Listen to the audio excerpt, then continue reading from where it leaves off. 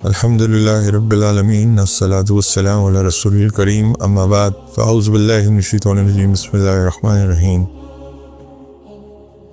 اللہ رب العزت کا لاکھ لاکھ شکر ہے کہ اللہ تعالیٰ نے ہمیں جو ہمارا دشمن ہے ہندوستان، اس کے خلاف اللہ تعالیٰ کی توفیق سے اللہ تعالیٰ نے ہمیں برتری عطا فرمائی، اور اس میں سب سے زیادہ شکر اللہ رب العزت کی ذات کا ہے جس نے اس قوم کو جذبہ جہاد سے سرشار کیا۔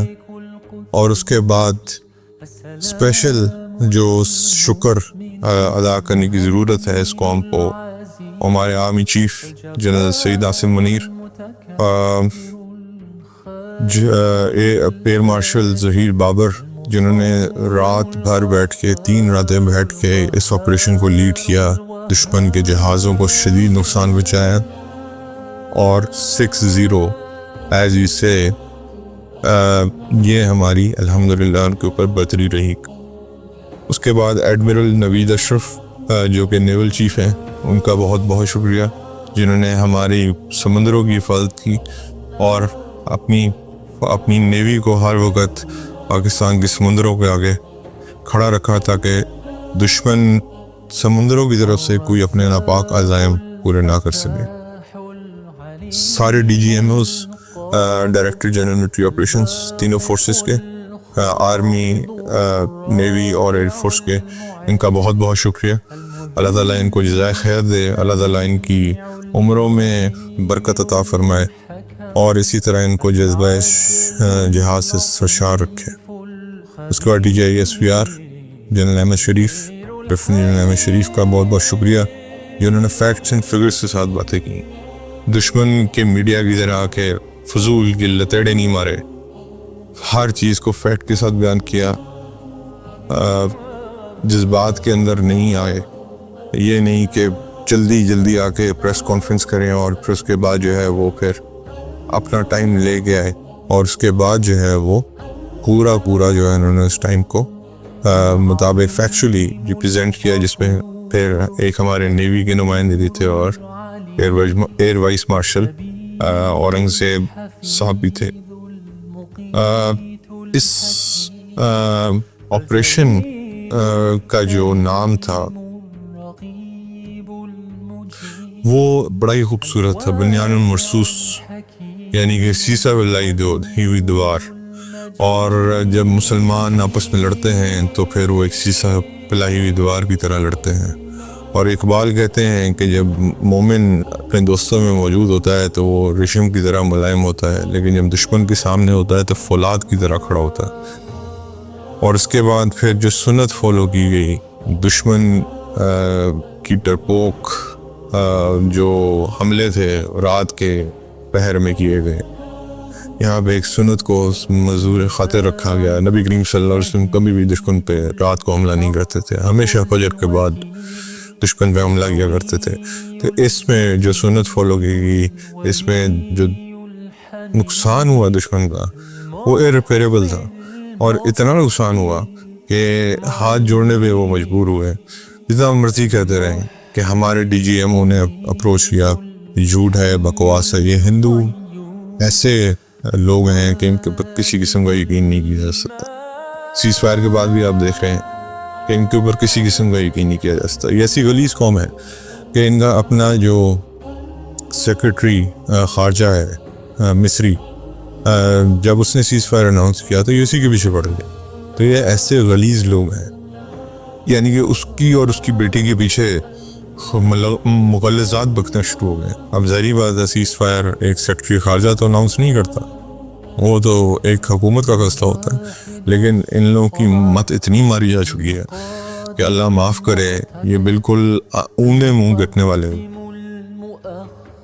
اللہ تعالیٰ نے جو برتریاں دیں ہماری فوج کو، اس میں ان کے 5 سے 6 جہاز مارے گئے، جس میں سے ان کے 3 ایسے جہاز تھے جن کو جب وہ آئے تھے، رافیل کی بات کر رہا ہوں، جس کی ان نے پوجا کی، اس کو خدا کی طرح پوجا، اور الحمدللہ ہم تو ایک اللہ کے پجاری ہیں، ہم ایک اللہ کی عبادت کرنے والے ہیں۔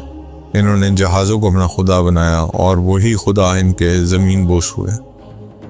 اس کے بعد اللہ تعالیٰ نے S-400 جیسے جدید ٹیکنالوجی کو پسند کرنے کی اللہ نے ان کو توفیق دی ہمارے مجاہدین کو.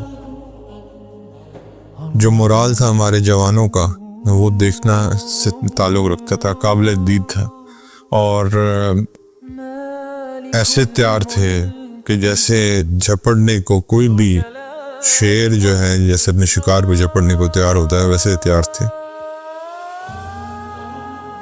نریندر مودی، جتنا مرضی تم جھوٹ بول لو، جتنی مرضی تم بکواس کر لو، جتنی مرضی تم غلاظت بک لو، جتنی مرضی تم اپنی ہندوتوا آئیڈیالوجی کو آگے لے آؤ، انشاءاللہ اللہ تمہیں ذلیل کر کے رکھے گا. تمہارا حشر انشاءاللہ ابو لہب، فرعون اور نمرود کے ساتھ ہوگا. اس کے بعد انڈین DGMOs کی جو پریسر ہوئی، یعنی کہ پریس کانفرنس ہوئی 2 دفعہ، کوئی جواب نہیں تھا ان کے پاس، کسی بات کا کوئی دلیلی جواب نہیں تھا ان کے پاس. دونوں دفعہ وہ ذلیل ہوئے.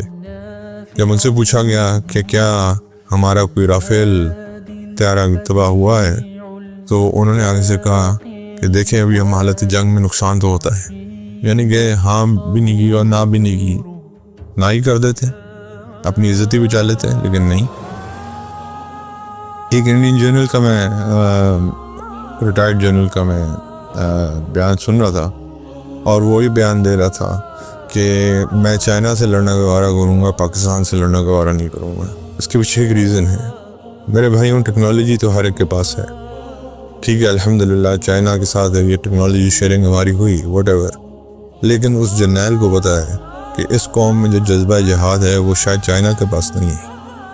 تو اس لیے جو جذبہ جہاد ہے وہ ہر مسلمان اس کے بدلے میں ہر کافر کو اس کی چھاتی پہ اس کا پاؤں ہوتا ہے مسلمان کا، اور جب مسلمان نکلتا ہے تو وہ 20 کفار پہ بھاری ہوتا ہے ایک مجاہد. تو اللہ تعالیٰ نے اس لحاظ سے اس قوم کو اور اس فوج کو، ہماری بری، بحری اور فضائی فوج کو بڑی کامیابی عطا فرمائی.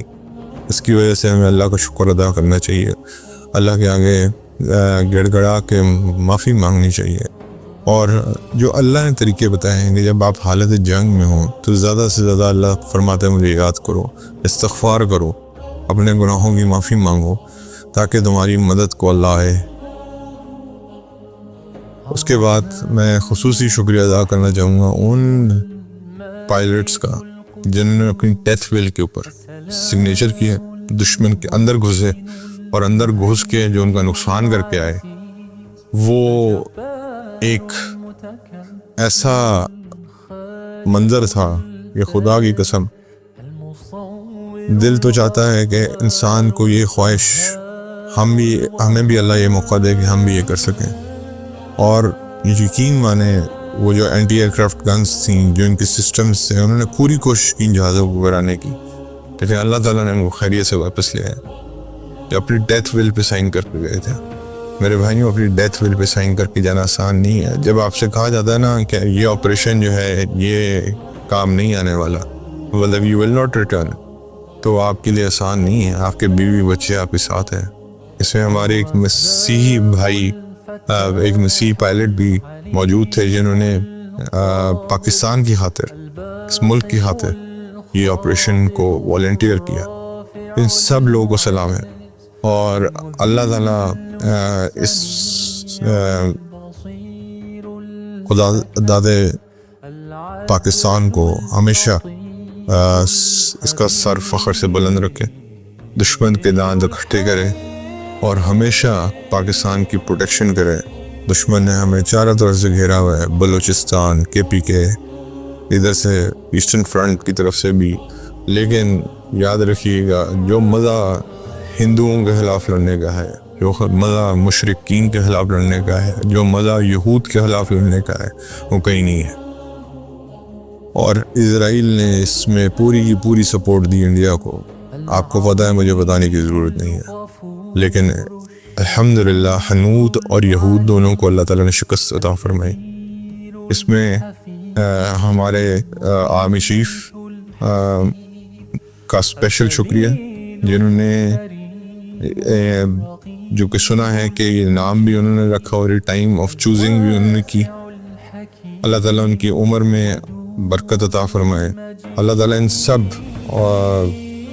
آفیسرز کی اور جو ہمارے جوان ہیں، جو ہمارے ینگ آفیسرز ہیں، پوری فوج کی عمر میں برکت عطا فرمائے، ان کو دنیا اور آخرت کی کامیابی عطا فرمائے. اور اسی طرح اس عوام کو بھی اللہ تعالیٰ دنیا اور آخرت کی کامیابی عطا فرمائے جو اپنے فوجیوں کے ہمراہ شانہ و شانہ کھڑے ہیں.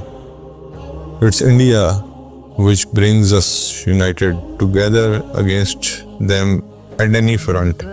یہ یاد رکھیے گا، بھارت اور ہندوستان تم جو مرضی کر لو، ہم تمہارے خلاف ہمیشہ سیسا پلائی ہوئی دیوار ہی بنیں گے انشاءاللہ اللہ کے حکم سے.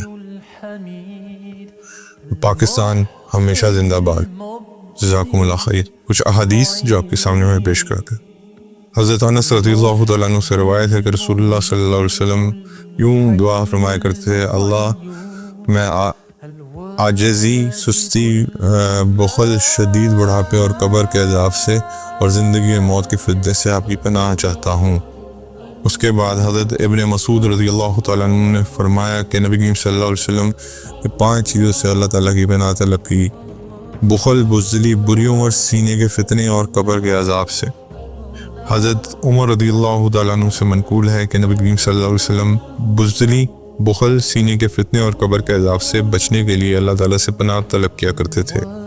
حضرت عبداللہ بن مسعود رضی اللہ تعالیٰ عنہ سے روایت ہے کہ رسول اللہ صلی اللہ علیہ وسلم نے سانپ قتل کرنے کا حکم دیا اور فرمایا جو شخص ان کے انتقام کے بدلے سے ڈرتا ہے وہ ہم میں سے نہیں ہے.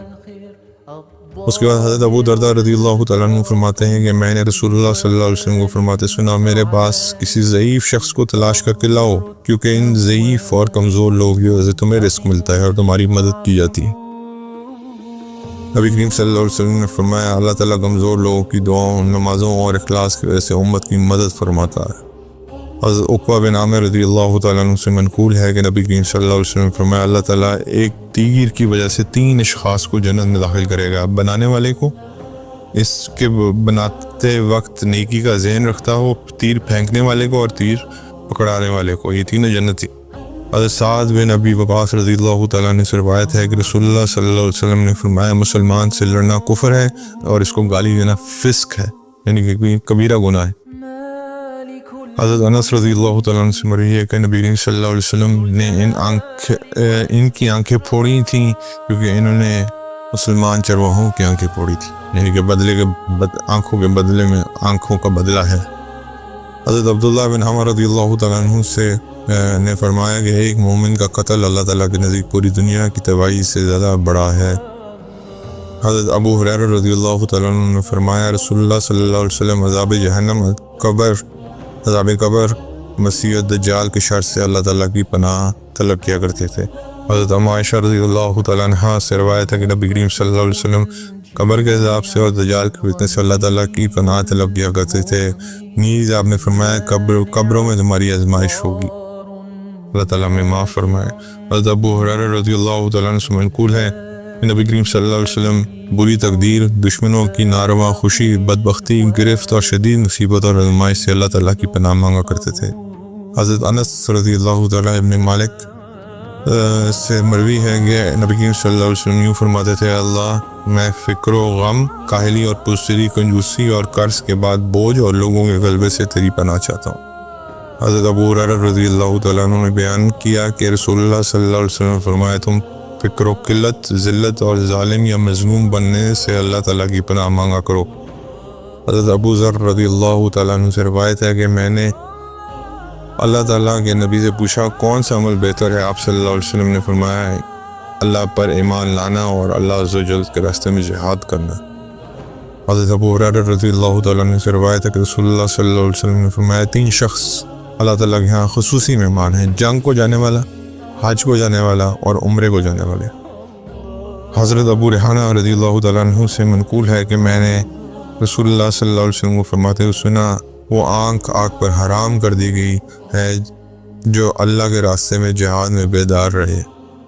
حضرت ابو ہریرہ رضی اللہ تعالیٰ عنہ بیان کرتے ہیں کہ رسول اللہ صلی اللہ علیہ وسلم نے فرمایا اللہ کے راستے میں اڑنے والا غبار اور جہنم کا دھواں کسی مسلمان کے نتنوں میں جمع نہیں ہوگا، اور بخل اور ایمان کسی مسلمان آدمی کے دل میں جمع نہیں ہوتے۔ حضرت ابن عباس رضی اللہ تعالیٰ عنہ بیان کرتے ہیں کہ اللہ تعالیٰ نے تمہاری نبی صلی اللہ علیہ وسلم کی زبانی گھر کی نماز 4 رکعت رکھی ہے، سفر کی نماز 2 رکعت رکھی ہے، اور خوف کی نماز جو کہ جہاد میں پڑھی جاتی ہے 1 رکعت فرض رکھی ہے۔ اللہ تعالیٰ سے دوبارہ دعا ہے کہ اللہ تعالیٰ ہمیں ہمیشہ دشمن کے اوپر فتح یاب فرمائے، اور جب بھی ہمارے ان سے مقابلہ ہو اللہ ان کو ذلیل اور رسوا فرمائے۔ اللہ تعالیٰ آپ سب کو جزائے خیر عطا فرمائے۔ السلام علیکم ورحمۃ اللہ وبرکاتہ۔